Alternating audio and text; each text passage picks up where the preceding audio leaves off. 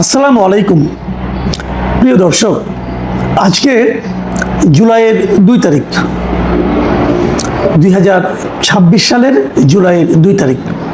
এখন ক্ষমতায় আছেন বিএনপি সরকার, মানে একটা নির্বাচনের মাধ্যমে বিএনপি নির্বাচিত হয়ে সংখ্যাগরিষ্ঠতা পেয়েছেন, তারা সরকার গঠন করেছেন। এবং বিরোধী দলে আছেন জামাতে ইসলামী এবং জামাতে ইসলামীর সঙ্গে এনসিপি।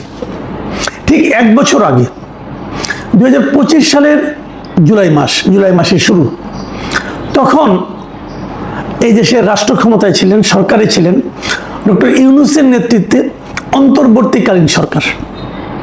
সেই সরকারে যারা ছিলেন, উপদেষ্টা ছিলেন, তাদের মধ্যে 3 জন ছাত্র প্রতিনিধি ছিলেন, তার সঙ্গে কিছু বুদ্ধিজীবী, কিছু অবসরপ্রাপ্ত বৃদ্ধ ব্যক্তি এবং কিছু এনজিও কর্মী, এরা মিলে একটা সরকার গঠন করেছিল। তারও আগের বছর 2024 সালের জুলাই মাসে ক্ষমতায় ছিল শেখ হাসিনা সরকার। তারা এই সময় থেকে ঠিক 7 মাস আগে একটা একতরফা নির্বাচনের মাধ্যমে নির্বাচিত হয়েছিল এবং শেখ হাসিনা কঠোর হস্তে তার শাসন চালাচ্ছিল।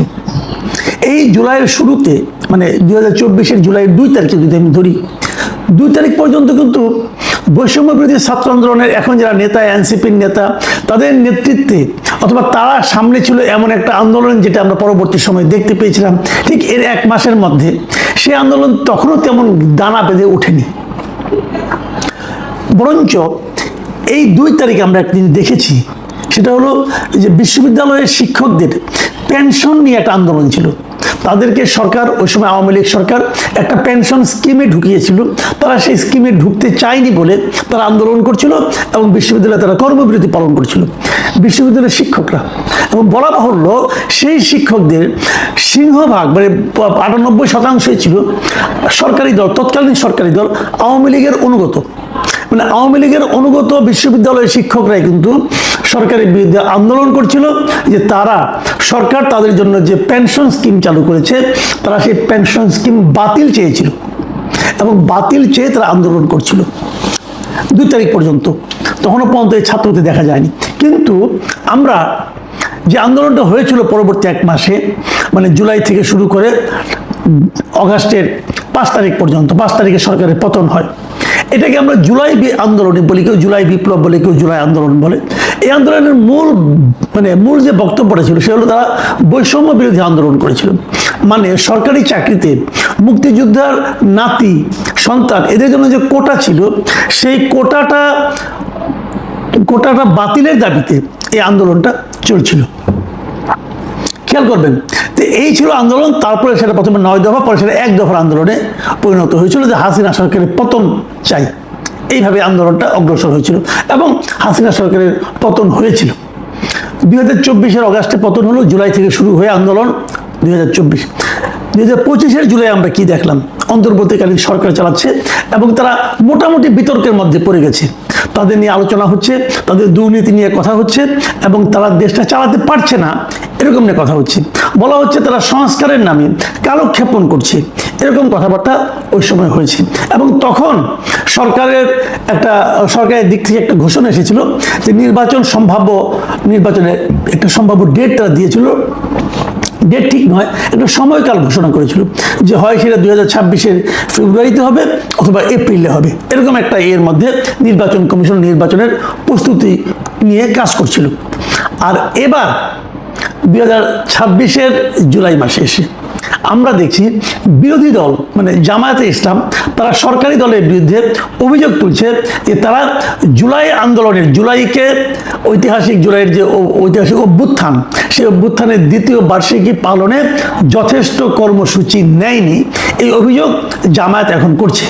তারা বলছে সরকারের উচিত ছিল রাষ্ট্রীয়ভাবে এই জুলাই অভ্যুত্থানের কর্মসূচি পালন করা রাষ্ট্রীয়ভাবে। এই অভিযোগ কিন্তু 2025 তারা উত্থাপন করেনি। 2025 ওইটা নিয়ে তেমন কিছু হয়েছে বলে আমি দেখিনি। জুলাইয়ের অভ্যুত্থানের রাষ্ট্রীয়ভাবে পালনের কোনো উদ্যোগ ইউনূস সরকার নিয়েছিল এমনটি আমি ওই সময় পত্রপত্রিকা ঘেটে পেয়েছি বলে মনে করতে পারছি না। কিন্তু অলরেডি এখন জামাতে ইসলামের পক্ষ থেকে এই দাবিটা উঠছে এবং তারা অভিযোগটা করছে যে সরকার জুলাইয়ের এই বার্ষিকীটা রাষ্ট্রীয়ভাবে জমজমাটভাবে পালন করছে না। দেখুন, আমরা এই কথাটা বলতেই পারি, আমরা আগেও দেখেছি, আমি নিজে ব্যক্তিগতভাবে বহুবার বলেছি যে কিছু হলে আমরা কিন্তু চেতনা করি। আমরা আওয়ামী লীগের আমলে দেখেছি মুক্তিযুদ্ধের চেতনার কথা তারা বলতো, কিছু হলেই বলতো ওরা মুক্তিযুদ্ধের চেতনার বিরোধী কাজ করছে, এরা মুক্তিযুদ্ধের পক্ষে কাজ করছে, আমরা মুক্তিযুদ্ধের পক্ষে আছি, এগুলি বলতো। স্বাধীনতার 50 বছর পরে এসেও তারা স্বাধীনতা 71 সালে চেতনার কথা বলতো। আবার এখন আমরা দেখতে পাচ্ছি জুলাই চেতনা নিয়ে আবার আরেকটা বাণিজ্য শুরু হয়েছে। ওই বাণিজ্যের মতো এটাও একটা বাণিজ্য, আমি ওটাকেও বাণিজ্য বলি। আপনারা হয়তো বলবেন যে মুক্তিযুদ্ধের চেতনাকে বাণিজ্য কেন বলি। আচ্ছা, একটা কথা আপনারা ভাবেন, মুক্তিযুদ্ধের চেতনার ধারী কে ছিল? আওয়ামী লীগ ছিল। আওয়ামী লীগ বলতো তারাই মুক্তিযুদ্ধের চেতনার প্রকৃত অনুসারী। ঠিক আছে, মুক্তিযুদ্ধের পর এসে বঙ্গবন্ধু শেখ মুজিবুর রহমান উনি বাকশাল গঠন করেননি? করেছিলেন তো। বাকশালকে একদলীয় শাসন চালু হয়নি? হয়েছিল তো। তো একদলীয় শাসন কায়েম, এটা কি মুক্তিযুদ্ধের চেতনা ছিল? ছিল না তো। ওই সময় কি লুটপাট হয়নি? ওই সময় কি অপশাসন চালু হয়নি? ওই সময় কি দুর্ভিক্ষ হয়নি? সবই হয়েছে। সেগুলি কি মুক্তিযুদ্ধের চেতনার মধ্যে পড়তো? বাদ দেন, একটা অনেকে বলে ওই সময় যুদ্ধ বিধ্বস্ত অমুক তমুক অনেক কিছু বলে, ঠিক আছে, মানলাম। তারপর যখন আওয়ামী লীগ শাসন করা শুরু করলো, আমরা যে সময়টাকে বলি সর্বশেষ, এই যে 2014 অথবা 2009 যা বলি, এই সময়ে লুটপাট হয়নি এদেশের অর্থ বিদেশে পাচার হয়নি? এস আলম বলেন, সামিট গ্রুপ বলেন, এরা কি বিদেশে বিপুল পরিমাণ অর্থ পাচার করেনি? সরকারের জ্ঞাতসারে তারা পাচার করেনি? এই সময় কি গুম হয়নি? সবই হয়েছে। এগুলো কি মুক্তিযুদ্ধের চেতনার মধ্যে পড়ে? মুক্তিযুদ্ধকে এই জন্য আমরা মুক্তিযুদ্ধ করেছিলাম যে আমরা মুক্তিযুদ্ধ দেশ স্বাধীন করতে পারলে আমরা এই দেশ থেকে অর্থ নিয়ে বিদেশে পাচার করব, বিদেশে সেকেন্ড হোম করব, কানাডায় বেগমপাড়া করব, মালয়েশিয়ায় সেকেন্ড হোম করব। এগুলি কি আমরা এই জন্য আমাদের মুক্তিযুদ্ধের চেতনা? এগুলো আমরা করেছিলাম। মুক্তিযুদ্ধের চেতনায় কি ছিল? প্রধানমন্ত্রীর পিয়ন সে 400 কোটি টাকার মালিক হবে, এবং সেই খবর প্রধানমন্ত্রী নিজে হাসি মুখে জনগণকে জানাবে। এটা কি মুক্তিযুদ্ধের চেতনা ছিল? ছিল না। আবার ধরেন, আমরা যখন জুলাই চেতনার কথা বলি, জুলাই চেতনা ছিল বৈষম্য বিরোধী সমাজ প্রতিষ্ঠা। হয়েছে? বলেন আপনারা, হয়েছে? যারা জুলাই চেতনা নিজেদেরকে আপনার একচ্ছত্র দাবিদার হিসেবে ঘোষণা করেন, তাদের জীবনযাত্রায়, তাদের অর্থনৈতিক জীবনে পরিবর্তন আসেনি চোখে পড়ার মতো? যারা বলতো যে আমার এলাকার সবচেয়ে দরিদ্র ঘরটা আমার, সবচেয়ে ভাঙা ঘরটা আমার, সে যখন ওই এলাকার সবচেয়ে দামি গাড়িটায় চলাফেরা করে, এটা কি বৈষম্য বিরোধী আন্দোলনের মূল চেতনা ছিল? বলুন, ছিল? আমরা নিজেরা শুনেছি এই ছাত্ররা স্লোগান দিয়েছে যে বঙ্গবন্ধুর বাংলায় বৈষম্য চলবে না। তারা স্লোগান দেয়নি? তারপর যখন তারা সেই বঙ্গবন্ধুকে অপমান করেছে, ওটা কি চেতনার মধ্যে ছিল? ছিল না। কাজেই চেতনা যখন কেউ বলে, যখন চেতনা রাজনীতির কথা বলে, যখন বলে ওই চেতনায় আমি চলি, তখন আমি শুনি কি জানেন? যে ওনারা একটা মতলবের কথা বলছেন। চেতনা হলো নিজের সুযোগ সুবিধা বাড়ানো, নিজের ক্ষমতা বাড়ানো একটা মতলব, এবং সেই মতলববাজি চলছে। আমি একটু মুক্তিযুদ্ধ নিয়ে কথা বলতে চাই না, আমি জুলাই নিয়ে কথা বলতে চাই না, আমি খালি একটা কথা বলতে চাই যে বাস্তবতাকে কে কিভাবে মেনে নিচ্ছে, কে কিভাবে গ্রহণ করছে। এখনো যদি আপনি 24শে জুলাই আন্দোলন নিয়ে বলেন, দেখবেন কি চলছে এটা নিয়ে। আওয়ামী লীগের পক্ষ দিয়ে বলি, আওয়ামী লীগের কথাটা যদি আমরা বলি, আওয়ামী লীগ কিন্তু এখনো মনে করে যে এই জুলাই আন্দোলনটা ছিল একটা ষড়যন্ত্র। এই জুলাই আন্দোলনের পেছনে যুক্তরাষ্ট্রের একটা ষড়যন্ত্র ছিল, একটা মেটিকুলাস ডিজাইন ছিল, যে কথা নাকি ডক্টর ইউনূস বারবার উচ্চারণ করেছেন। হয়তোবা ছিল, আমি একদম উড়িয়ে দিচ্ছি না, হয়তোবা ছিল, কিন্তু এটা আরো আগে থেকেই ছিল। কিন্তু আমি যেটা মনে করি যে শেখ হাসিনা সরকারের যে পতন যেটা হয়েছে, সেটা কেবলমাত্র ষড়যন্ত্রের কারণে পতন হয়নি। সারা দেশের মানুষের মধ্যে ওই সময়ে শেখ হাসিনা বিরোধী একটা মনোভাব তৈরি হয়েছিল। মানুষ শেখ হাসিনার শাসন নিয়ে ক্ষুব্ধ ছিল, বিরক্ত ছিল। শেখ হাসিনার সাঙ্গপাঙ্গ যারা ছিল, যারা তার আশেপাশে ছিলেন, যারা তার মন্ত্রিসভায় ছিলেন, যারা তার সেন্ট্রাল কমিটিতে ছিলেন, যারা ক্ষমতাবান ছিলেন, তাদের প্রত্যেকের উপর এদেশের মানুষ বিরক্ত ছিল। দু একজন ব্যতিক্রম থাকতে পারে, আমি বলতে পারবো না, কিন্তু প্রায় সিংহভাগের উপর মানুষ বিরক্ত ছিল। জেলা পর্যায়ে, থানা পর্যায়ে আওয়ামী লীগের, যুবলীগের, স্বেচ্ছাসেবক লীগের যারা নেতা ছিলেন, তাদের উপর মানুষ বিরক্ত ছিল। যারা নাকি স্থানীয় সরকারের বিভিন্ন প্রতিনিধি ছিলেন, যেমন ঢাকা দক্ষিণে ওনার ভাতিজা ছিলেন একজন তাপস, তারপর মানুষ বিরক্ত ছিল, ক্ষুব্ধ ছিল। এই সমস্ত ক্ষোভ, সমস্ত বিরক্তি পুঞ্জীভূত হয়ে শেখ হাসিনার পতন ঘটিয়েছে। এটাকে এখনো আওয়ামী লীগ মানে না।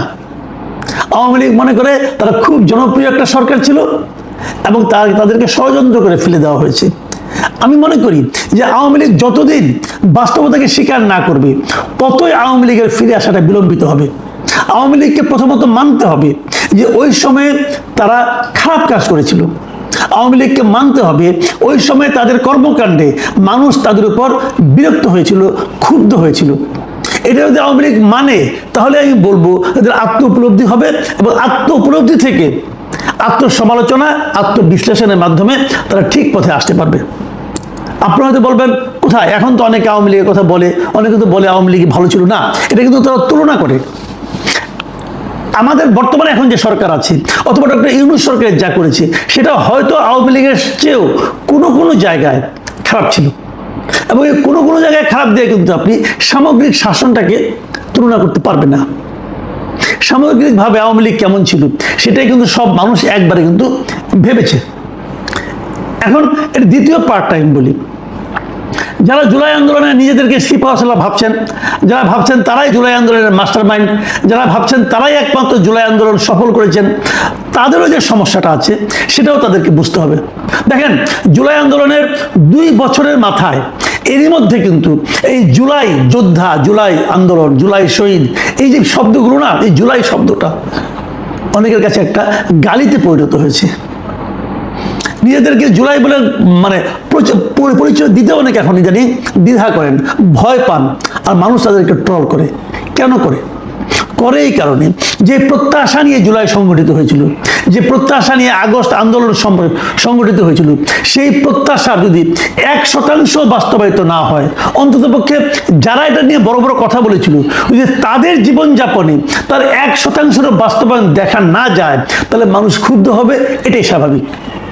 মানুষ কিন্তু ভুলে যায়নি এই জুলাই আন্দোলনের সময় এই আসিফ মাহমুদ, সজীব ভুইয়া, এই নাহিদ ইসলাম, আখতার হোসেন, যারা এই সার্জিস আলম, হাসনাত আবদুল্লাহ, এই আপনার এই আব্দুল হান্নান মাসুদ, যারা নাকি সামনের মুখগুলো, এরা গত 24 জুলাইয়ে তাদের অবস্থা কেমন ছিল, অর্থনৈতিক অবস্থা কেমন ছিল, সামাজিক অবস্থা কেমন ছিল, ক্ষমতার কোন পর্যায়ে তারা ছিলেন, সেটার সঙ্গে যখন আজকের অবস্থা তারা মিলায়, তখন তারা বুঝতে পারে যে তাদেরকে আসলে জুলাইয়ের নামে প্রতারণা করা হয়েছে। এবং এই যে প্রতারণার দায়, এটা কিন্তু জুলাই শব্দটা যারা উচ্চারণ করে সবার ব্যাপারে মানুষ ওই মনোভাবটা পোষণ করে। এটাই বাস্তবতা। আপনি হয়তো গায়ের জোরে অস্বীকার করবেন, কিন্তু এটাই বাস্তবতা। আবার ধরুন বিএনপির কথা বলি। বিএনপি এখন ক্ষমতায় এসেছে। বিএনপি গত 15 বছর যে দৌড়ের উপর ছিল, আওয়ামী লীগ তাদেরকে যে দৌড়ের উপর রেখেছিল, সেটা বিএনপির জন্য ছিল খুব প্যাথেটিক, খুব পেইনফুল। এবং আমরা বিএনপির জন্য সমবেদনা প্রকাশ করেছি। এখন বিএনপির শাসন আমলে বিএনপি যদি সেই কাজটাই ঠিক রিভার্স করতে থাকে, তাদের উপর যে অত্যাচার হয়েছিল, তারা যদি সেই অত্যাচারটা আওয়ামী লীগের উপর করে, তাহলে আওয়ামী লীগ এবং বিএনপির মধ্যে কোনো পার্থক্য কিন্তু জনগণ খুঁজে পাবে না। তাহলে যদি আওয়ামী লীগ আর বিএনপি একই হয়, তাহলে কি হবে বিএনপিকে দিয়ে? তখন কিন্তু মানুষ এই প্রশ্নটা করবে। তখন কিন্তু আওয়ামী লীগের লোকজন বলবে যে তোমরা এদেরকে বলো, এরা কি পার্থক্য করেছে? একই তো করছে। এই বিষয়টা বিএনপিকে খেয়াল রাখতে হবে। এবং সেই জিনিসটা বিএনপি সরকার মাত্র তার যাত্রা শুরু করলো, এখনো 6 মাসও হয়নি। কিন্তু আমি মনে করি সামনে 4.5 বছর তাদেরকে এই জিনিসটাই বয়ে বেড়াতে হবে যে জনগণ আমাদের কাছে কি চেয়েছে আর আমরা কি দিতে পেরেছি। যদি জনগণ সুশাসন না পায়, তাহলে কিন্তু জনগণ অতিতাশ্রয়ী হয়ে যাবে। এটাই স্বাভাবিক হিউম্যান নেচার। এই বিষয়টা এই সরকারের সঙ্গে সংশ্লিষ্ট ব্যক্তিরা স্মরণে রাখবেন কিনা, এর উপর নির্ভর করবে এই সরকারের গ্রহণযোগ্যতা, স্থায়িত্ব এবং জনপ্রিয়তা।